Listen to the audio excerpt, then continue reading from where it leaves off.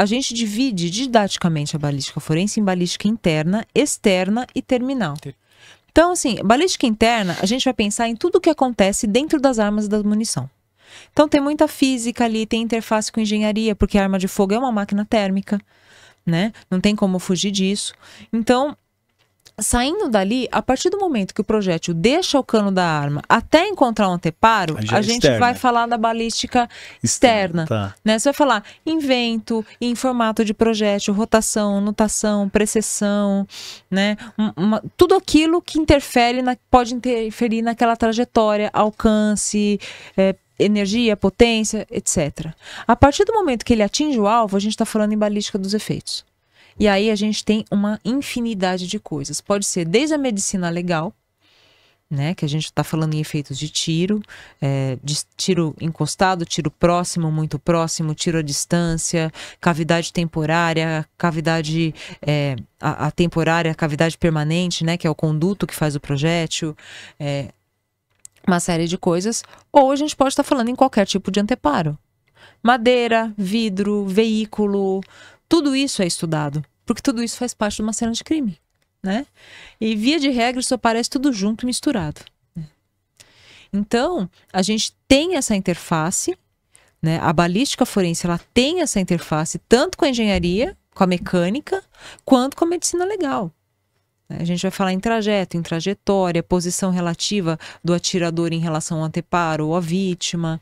Então, são informações que a gente vai compondo esse quebra-cabeça, né? Independente do ponto que seja mais crucial, né? Se a gente for pensar, por exemplo, um caso que balística interna vai fazer diferença, falha na trava da arma, disparo acidental, né? Que é quando ocorre um disparo de arma de fogo, todo aquele mecanismo ele é disparado sem o acionamento normal do gatilho.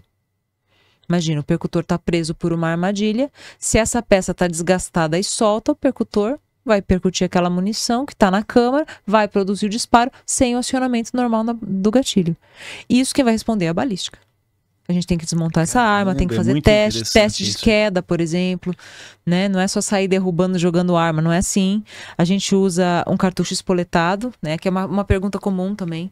Ah, vocês fazem teste de queda? Fazemos. E aí, vocês jogam e saem correndo? Não, né? A gente pega um cartucho, tira a pólvora, tira o projétil, tira a pólvora, a gente tem ferramenta especial para isso, coloca na câmara e derruba a arma em várias posições, numa borracha específica, tem protocolo internacional, inclusive, né, em várias alturas, várias posições, e ver se disparou ou não.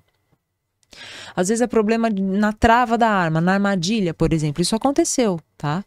Arma de policial disparando e matando pessoa. O policial não jurava que não tinha apertado o gatilho. E ocorreram falhas nas armas. Quando a arma, quando há o disparo acidental, ó, eu tô até com um projétil aqui já, pra galera já entender, não mexe comigo. Então, quando há o disparo, o gatilho mexe também, acidental, porque o gatilho tem aquela função de liberar todas as travas internas trazer o percutor. Não necessariamente. Quando a arma caiu e bateu ali o cão ali. Exato. Bateu, fala o cão, né? Mas tem outro nome. Depende do mecanismo. É guarda-mato, o cão é onde se dá o tiro. O gatilho fica imóvel, fica na mesma posição, ou não? Depende de onde foi a falha. Ah, tá. Entendeu? É porque nessa aí do cara falando, não atirei, não foi eu, foi acidental, então comprovaria, sei lá. A gente pegou, por exemplo, história que, homicídio, a pessoa matou 2 pessoas, foram vários tiros de revólver. O disparo foi acidental. De revólver, meu irmão? Nunca. Vários. 5 giros. Descarregou, não foi acidental. Como é que gira o botão ali? Como é que gira como é que fala? Foi um acidente. O tambor, Toma aí. E o revólver, aquele 2 km de gatilho pesado, né? Pesado. Toma aí um acidente pra você, um acidente. Chama, né? Pra vir e bater ali. O cão ele vai pra trás e ele volta. Tudo isso é com a força do gatilho. Ele gira o tambor, o cão vai pra trás pra depois ele voltar e produzir o disparo. Acidental. Nunca. Tiro acidental de revólver é complicado. Ali é bem mecânico, né? É pesado, né? Tem todo um movimento, não é tão leve como eu imagino que seja uma arma automática. A única hipótese que eu consigo pensar é que o cão já esteja à retaguarda, a pessoa puxou Sim. e a arma caiu e por algum motivo ele, né, deu algum problema ali no sistema de transmissão do gatilho pro cão. Mas, pô, Mas 5 vezes? Então, mas aí se ele puxa o cão, também tem que analisar uma série de fatores. Se ele puxou, é justamente que ele quer dar um tiro de precisão. Claro, Porque um tiro quando mais você leve. puxa, quando você puxa, você sabe que você perde um pouco o seu alvo, né? Dependendo da distância. Porque É que a gente quando vai pro você stand de puxa, tiro, olha eu dando uma de perito. Quando você puxa o cão, Você vira um o gatilho Ele já vem pra encosta. trás. Então fica um... Aí ele fica levinho. Exatamente. Aí o tiro sai mais preciso. É porque você não movimenta treme, a arma, né? Você não precisa aplicar muita força pra atirar, né? Não, só toca ela. Clec. A pessoa fala, o 454 Cazoo é pesado. Meu, vocês já tiraram com aquele 38 RT 82, que é 1 quilômetro de gatilho? Meu, não tem como você não tremer. Empunhadora simples, eu não consigo. Não tem como não tremer de tanta força que você faz. É pesado, né? E ele é pesado. E fora, depois que ele, quando você dá o tiro, ele dá o golpe, né? É. Se bem que é pesado, né? Quanto mais pesada a arma, pesado, menos ela pula. É. Mas mesmo assim, é pesado, não é? Não é uma coisa... A arma não tem vontade própria, Sim. né? Normalmente o problema é a peça que tá atrás. Que tá atrás. É. E crimes com múltiplos disparos, como a perícia, a perícia, né? Balística consegue determinar a sequência dos tiros. Isso Às vezes dá, às vezes não. Isso daí é complicado, hein? É. E eu tô brincando aqui, ó. Não, isso aí não vai disparar, pode ficar tranquilo. Mas às vezes sim e às vezes não. Olha, o jeito mais comum que tem, né, o mais simples que a gente pode pensar é em vidro, por exemplo. Né? Porque quando o projétil passa, ele produz aquele buraquinho e o vidro, como ele tem propriedades, às vezes, de líquido, às vezes de sólido, né? Então, aquela dissipação de energia cria aquelas ranhuras, né? Então, às vezes, pelo entroncamento das ranhuras, a gente consegue determinar. Né? Então, assim, teve uma ranhura, aí a outra vem vindo, a hora que ela encontra, ela para aquela dissipação. Então, você sabe que o tiro que produziu essa ranhura veio antes dessa aqui, né? Tem vários trabalhos, vários testes experimentais que a gente até já fez lá na balística. Mas é bem complexo, né? A gente precisa de algumas condições específicas, né? Se tiver estilhaçado, é complicado. Essas ranhuras têm que se cruzar. Se tiver um aqui, outro ali, só se eu fosse adivinho, né? A gente não consegue adivinhar as coisas. E também dá para adivinhar, ó. Dá para interpretar dessa forma em placas ósseas. Né, tem alguns estudos do IML, né, dependendo de onde pega o tiro, principalmente tiro no crânio, é um fenômeno muito parecido. Né? Direção e sentido é tranquilo. Né? O tiro ele faz um funilzinho assim, em vidro, em osso, em placa óssea. Né? Então a gente consegue saber qual que foi a direção desse disparo. Caramba, hein? Porque aí você, tipo, um exemplo, tá na frontal. Aceita um café, doutor? Eu quero. Foi mais pra cima, mais pra baixo, essas coisas. Uhum. A produção Não, já foi. Se veio de trás pra frente, de frente pra trás, de dentro pra fora, veículo Agora, importante. a sequência do tiro que é mais complicada. Né? É mais complicado mesmo. É mais complicado. A gente tem também a questão do ricochete, né? Pegou o ricochete. Às vezes não foi ricochete, o cara que errou o tiro. Ou foi o dedo no gatilho. Que eu não via isso, ricochete. Defesa adora falar, não, isso foi ricochete. Você fala, não. Porque para ter o ricochete, o projétil tem que bater numa superfície e assumir uma trajetória qualquer, para qualquer lugar. Aí você chega no local, a pessoa tá com um tiro no peito ou na testa e não tem nenhum embate. Isso não é ricochete. Isso é execução. Né? Isso é execução. Cara do céu, que bacana. Deixa eu te perguntar uma outra coisa dentro dessa questão da balística, porque é bem complexa. Se uma arma foi adulterada ou modificada, ainda é possível associá-la a um projétil? Depende da adulteração, né? Às vezes as pessoas acham que se você passar uma escova de aço no cano, então, isso que vai adulterar a ponto de não dar um confronto balístico. Porém, essas ranhuras que existem no cano, que ficam no projétil, elas são muito, muito pequenas.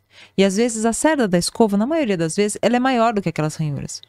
Não entra ali na cavidade.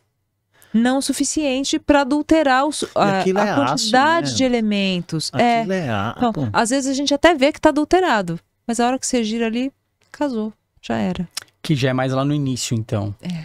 Não, porque A gente consegue, sim. em alguns filmes já mostraram, já viu, Guina? Você queria adoçante ou não? Eu tomo sem. Sim. Que aí nos filmes já mostram. O filme também. Por isso que eu tô falando? Fique tranquilo, Alessandra, perita, que você não tá ensinando ninguém a fazer nada errado. Os filmes Com sempre certeza. mostram, as séries mostram. Se eu fosse fazer errado, já ia dar ruim, imagina. Porque aí, tipo, o cara pega, ele vai lá no cano, ele nem passa escovinha. Tem uns que vem com lixa, que vem lá no finalzinho, justamente pra. Mas mesmo assim consegue pegar. Normalmente se mantém os elementos, os estreamentos finos, né? Acabam se mantendo em quantidade e qualidade suficiente pra gente dar um positivo ou negativo. Tá. Porque é muito fininho, né? Agora, se esse cano tiver corroído por muita ferrugem, por exemplo, aí complica. Porque o cano dá uma estufada, né? E não é raro a gente pegar armas com esse tipo de estufamento. É até perigoso. Tanto é que a gente usa um equipamento chamado estativa. A gente carrega a arma, quando você vê que o cano tá meio estufado, que ele pode explodir na sua cara, Nossa, né? aquilo é um perigo. Como eu gosto das minhas duas mãos, então a gente coloca na estativa, trava a arma, e aí de longe a gente fica atrás de um anteparo, aciona como se fosse um guidão de bicicleta, e aí ela aciona longe. Longe. Da cena. Fiquei curioso. Toma o café, Alessandra. Toma o café porque Tem bastante coisa. tem né? mais uma pergunta. Ah, eu também Você tenho. ficou curioso nessa questão de Isso... você acionar o revólver? Vamos falar do revólver. revólver. E o revólver estourar? Já aconteceu já com alguém? Assim, nesses anos você trabalhando na Já polícia? aconteceu de pistola, a 10 milímetros. Você, pum, aí ela travou ali a munição. Aí você apertou a outra bateu na traseira, estourou a Não, o que frente. aconteceu ali que explodiu o cartucho. Porque foi uma Glock, inclusive, a 10 milímetros. Não é um calibre muito usado, né? Tá. É parecido com o .40, só que ele é maiorzinho, assim. Ele tem muita pressão. E aí foi usar um cartucho de uma marca específica.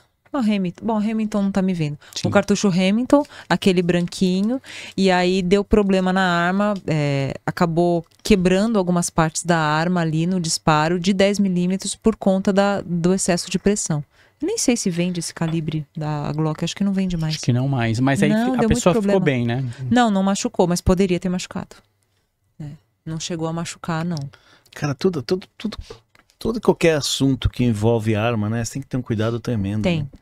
Tem. Você viu aí recentemente A munição, pode cara falar. em cena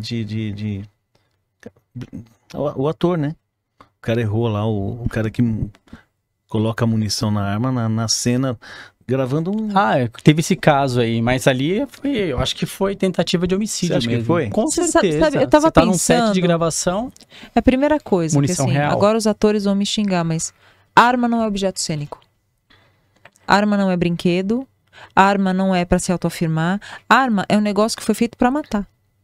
Não é objeto cênico. Desculpa, eu entendo as questões da arte, da veracidade, mas não é objeto cênico. Se você for usar, você precisa de ter alguém que entenda. Né? Eu fiquei tentando entender o que aconteceu, não tive acesso ao caso, mas o que eu imagino que pode ter acontecido? Existe um cartucho chamado de festim, que ele só faz barulho. Que ele tem um fecho parecido com isso aqui. Me lembra de mandar foto para vocês colocarem nos cortes. Tá bom. Né? Esse cartucho, ele não tem projétil, que é o elemento vulnerante. E tudo bem. Existe um outro tipo de cartucho que ele tem um projétil que ele é cilíndrico. Então ele fica, você olhando, ele fica assim, ó. Você olha, quem não entende, olha um negócio assim, ele só é fechadinho, você só vê o fechinho dele de chumbo. Ele não tem a... ele não, Não tem tem a cabeça ogiva. Não tem. Que é isso aqui. Ele é só um cilindro, Então, você olhando, é como se ele tivesse assim, ó. Porque quando a gente monta o cartucho, peraí, esse aqui tá montado, né? Parte do projétil tá aqui dentro. Ele tá engastado aqui dentro, né? Olha o tanto que fica pra dentro. Esse projétil, ele fica aqui dentro, é como se ele ficasse invertido. E quem não entende, olha, acha que não tem projétil. Ou que é o fecho de cera.